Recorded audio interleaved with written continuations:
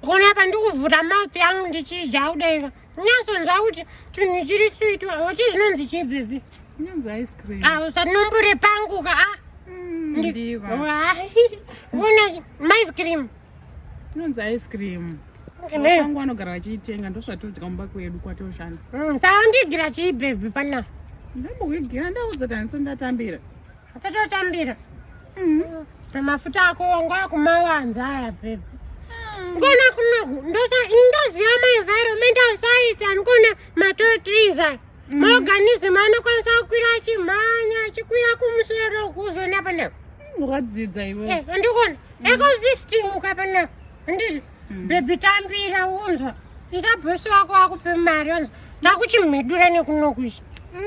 Manje wamumhedura. Chimbotenga. Chindidzosera kuno. Baby ndakuigira something unoziva. Andigirei mudiwa.